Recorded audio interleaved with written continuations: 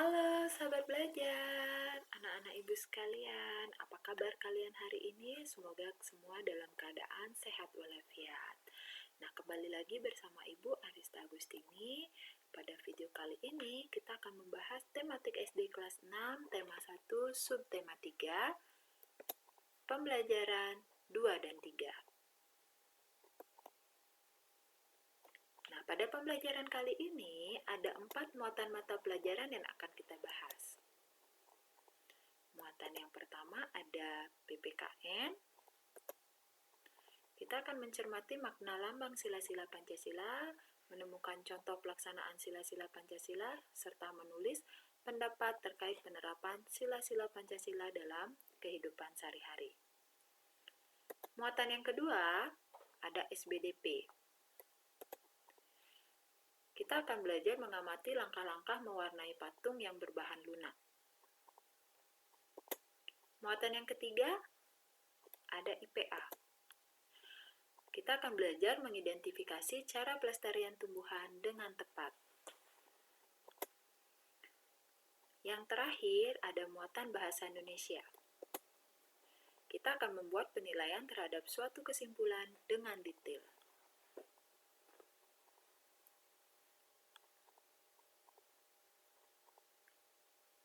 Di pembelajaran sebelumnya, kalian sudah mengetahui bahwa tumbuhan dan hewan memiliki manfaat yang luar biasa untuk kehidupan kita.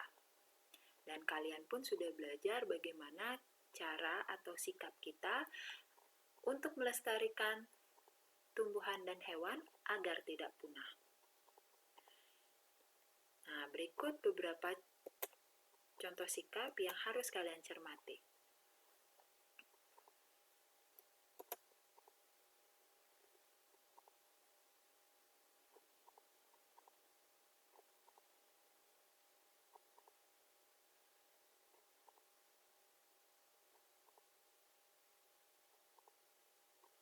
Bisakah kalian menghubungkan antara sikap berikut dengan sila Pancasila yang sesuai? Mari kita hubungkan satu persatu dari sikap yang pertama. Membantu teman saat jatuh dari sepeda merupakan penerapan sila kedua. Menghargai karya orang lain itu merupakan penerapan sila kelima. Tidak memaksakan kehendak saat berdiskusi merupakan penerapan sila keempat. Menghormati teman saat beribadah merupakan pengamalan sila pertama. Dan yang terakhir, bangga saat mengenakan batik merupakan pengamalan sila ketiga. Nah, seperti yang kalian ketahui, Pancasila adalah dasar negara Indonesia. Lambang negara Indonesia adalah Garuda Pancasila. Pancasila terdiri atas 5 sila dan setiap sila mempunyai lambang yang tercantum dalam perisai Garuda Pancasila. Berikut adalah lambang-lambang dari sila Pancasila. Sila pertama, sila kedua, sila ketiga, sila keempat, dan sila kelima.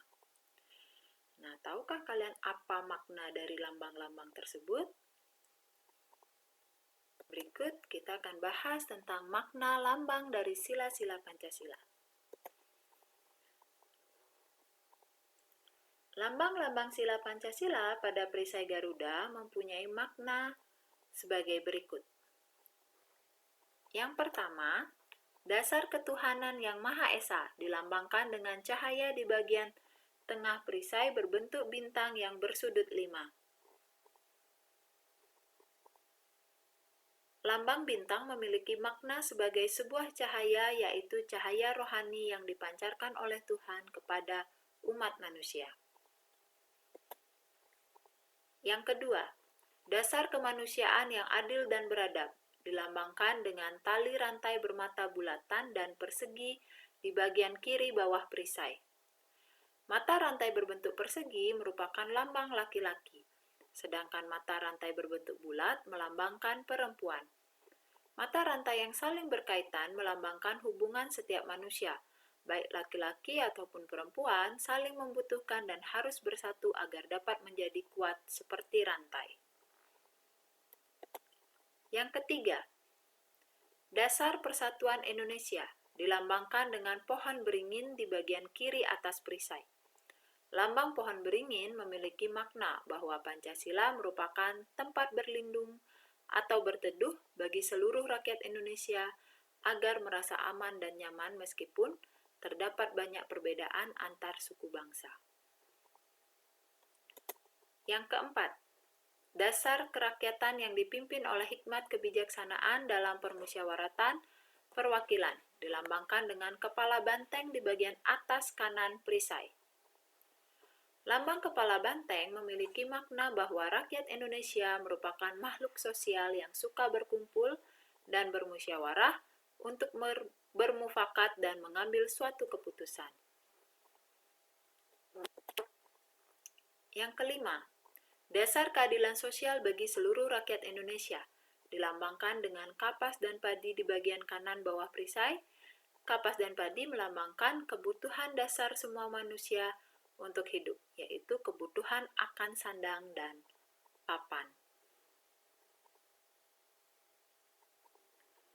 Nah, kalian sudah tahu kan makna dari lambang sila-sila Pancasila? Nah, berikut Ibu punya cerita dan kalian silakan baca cerita berikut dengan seksama. Lina memiliki seekor kucing. Ia sangat menyayanginya. Kucing Lina senang bermain. Terkadang Lina mengajaknya bermain di taman atau halaman rumah. Kalau Lina sedang bersekolah atau sedang berpergian, kucing Lina bermain sendiri. Memanjat atap rumah, berguling, atau bermain dengan bola adalah hal yang disukainya.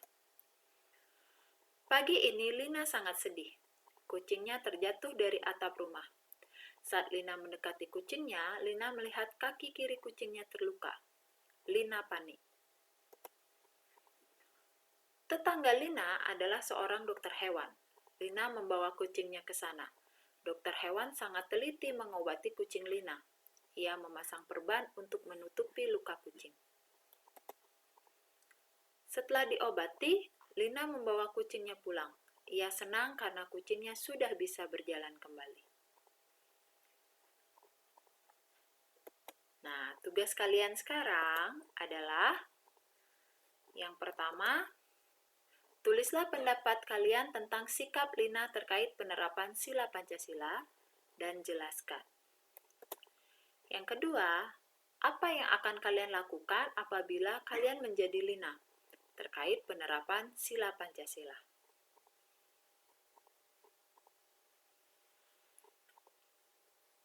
Ya.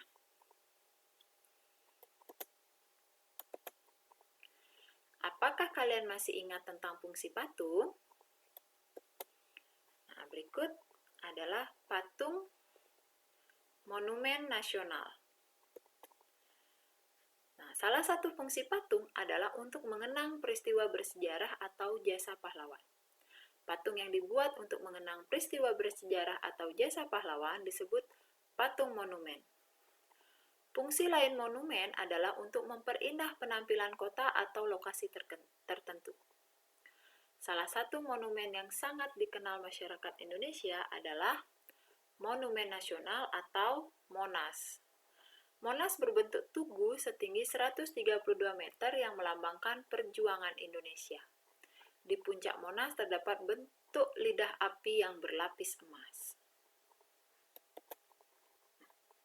Sebelumnya, kalian juga telah mempelajari langkah-langkah pembuatan patung dengan bahan lunak. Sekarang, tahukah kalian bagaimana memberi motif warna pada patung agar lebih menarik? Berikut langkah-langkah dalam pewarnaan patung berbahan lunak. Yang pertama, siapkan peralatan dan bahan yang diperlukan, seperti cat minyak, koran bekas, air, patung yang sudah kering, kuas, palet atau wadah untuk mencampur cat. Yang kedua, campurkan warna cat yang kamu pilih dengan air secukupnya. Yang ketiga, aduk dalam palet atau wadah lain. Yang keempat, pastikan patung sudah kering sempurna. Dan yang terakhir, warnailah patung sesuai selera.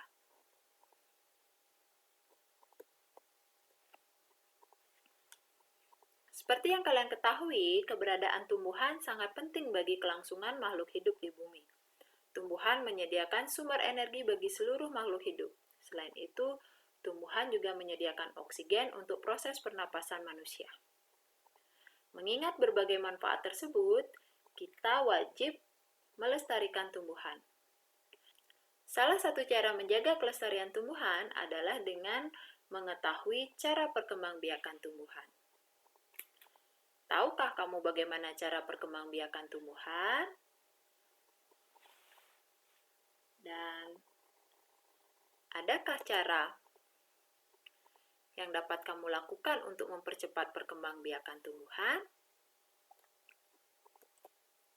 Ya, jadi tumbuhan berkembang biak dengan dua cara, yaitu secara generatif atau kawin dan secara vegetatif atau tidak kawin.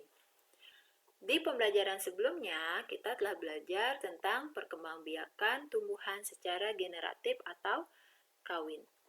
Perkembangbiakan secara generatif pada tumbuhan itu melalui penyerbukan dan pembuahan.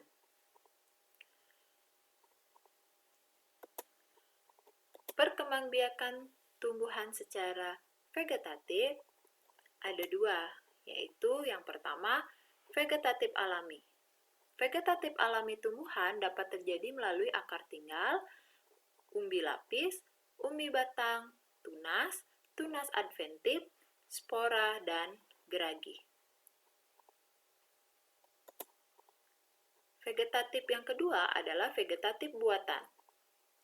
Vegetatif buatan tumbuhan antara lain dilakukan melalui setek, mencangkok, merunduk, dan menyambung. Vegetatif alami juga sudah kita bahas di pembelajaran sebelumnya. Maka, pada pembelajaran kali ini kita akan membahas tentang vegetatif buatan, dimulai dari setek. Setek dilakukan dengan cara menanam potongan atau bagian dari tanaman. Contoh, potongan batang, pucuk, daun, dan akar. Setek batang dapat dilakukan pada tanaman tebu dan singkong. Setek pucuk dapat dilakukan pada tanaman teh dan bunga aster. Setek daun dapat dilakukan pada tanaman lidah mertua dan begonia. Setek akar dapat dilakukan pada tanaman sukun dan cemara. Nah, ini adalah gambar perkembangbiakan vegetatif buatan dengan cara setek. Jadi kita ambil bagian dari batang pohon induknya, kemudian kita tanam, dan batang tersebut akan tumbuh menjadi tanaman baru. Selanjutnya ada mencangkok. Mencangkok merupakan cara untuk memperbanyak tumbuhan dengan cara memotong batang tumbuhan induknya. Mencangkok dilakukan pada tumbuhan yang berkayu atau berkambium. Contohnya tanaman mangga, rambutan, jambu air, dan jeruk. Nah, berikut gambarnya. Jadi kita ambil bagian dari batang induknya, kita kupas kulitnya, kemudian kita bungkus dengan tanah. Kita tunggu sampai keluar akarnya. Nah, setelah dia keluar akar, kita potong bagian batang yang tadi kita cangkok dan kita tanam, dia akan tumbuh menjadi tanaman baru.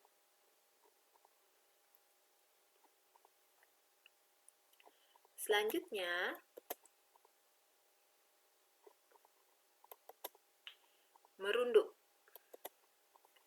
Merunduk adalah teknik menanam tumbuhan dengan cara merundukkan bagian tumbuhan atau cabang ke tanah hingga bagian tumbuhan tersebut berakar.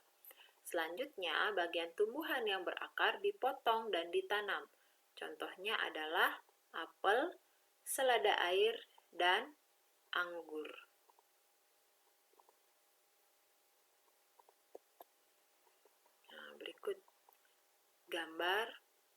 kegiatan merunduk.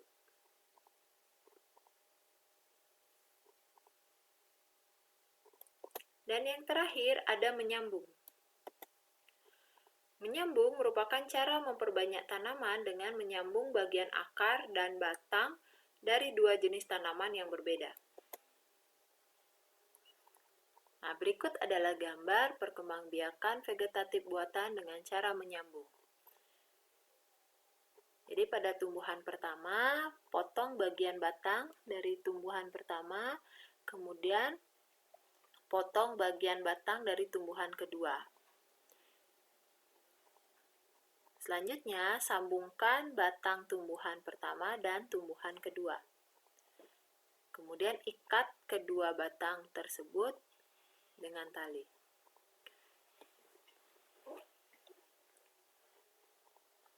Nah, baik, itu adalah beberapa cara perkembangbiakan vegetatif buatan. Dengan membantu perkembangbiakan tumbuhan, itu berarti kalian telah ikut melestarikan keberadaan tumbuhan. Itu adalah salah satu wujud syukur kita kepada Tuhan Yang Maha Esa.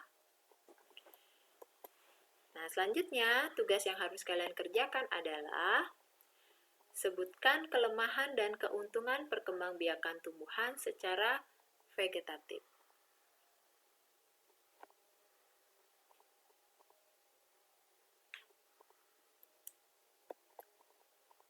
Baik, di pelajaran sebelumnya kalian sudah belajar menyusun sebuah kesimpulan dari teks yang kalian baca ataupun yang dibacakan oleh ibu. Nah, kali ini kalian akan belajar menilai sebuah kesimpulan. Perhatikan teks berikut. Beruang madu. Beruang madu adalah jenis beruang terkecil di antara 8 jenis beruang yang terdapat di dunia. Tinggi tubuhnya hanya berkisar di angka 140 cm dengan tinggi punggung 70 cm dan bobot antara 50 hingga 65 kg. Bulu yang cenderung pendek namun berkilau terlihat menutupi seluruh tubuh beruang madu kecuali telapak kaki. Terdapat ciri yang sangat khas pada tubuh beruang madu yaitu tanda berwarna jingga yang berada tepat di bawah leher. Beruang madu hidup di pepohonan. Mereka dapat bergerak dengan kecepatan 48 km per jam dan memiliki tenaga yang amat kuat. Karena tergolong mamalia, betina-betina beruang madu menyusui bayi mereka setelah beranak. Hewan ini tergolong pemakan segala. Mereka tidak hanya mengkonsumsi madu sesuai namanya, tetapi juga beragam buah dan tumbuhan dalam hutan hujan tropis. Termasuk pula tumbuhan jenis palem. Selain madu dan tanaman, beruang madu juga senang memakan serangga, burung, serta binatang kecil lainnya. Meski tenaganya amat kuat, beruang madu tergolong binatang yang mudah diserang. Mereka juga terancam punah karena habitat aslinya telah hilang dan rusak. Nah, berikut contoh kesimpulan dari teks tersebut. Beruang madu adalah jenis beruang terkecil di dunia, memiliki bulu yang cenderung pendek dan berkilau. Hewan ini tergolong mamalia dan pemakan segala. Mereka terancam punah karena habitat aslinya telah hilang dan rusak. Nah, tugas kalian adalah tuliskan komentar kalian tentang kesimpulan di atas dan berilah saran perbaikan terhadap kesimpulan tersebut dengan detail. Jadi kalian bisa memberikan saran perbaikan dari aspek berikut. Yang pertama, pesan yang ingin disampaikan kepada pembaca, kemudian intisari tulisan, kemudian menggunakan kosakata baku dan kalimat efektif, dan terakhir, suatu pernyataan yang dibuat berdasarkan gagasan pokok dan kata kunci dari kalimat penjelas dengan kalimat sendiri. Nah, dengan melihat aspek-aspek tersebut, kalian bisa memberikan komentar dan saran kalian terhadap kesimpulan di atas. Baik, sekian penjelasan Ibu kali ini. Semoga kalian bisa memahami dengan baik dan bisa bermanfaat. Akhir kata, Ibu ucapkan terima kasih, tetap semangat belajar, dan semoga sukses. Sampai jumpa di video pembelajaran kita selanjutnya. Dadah!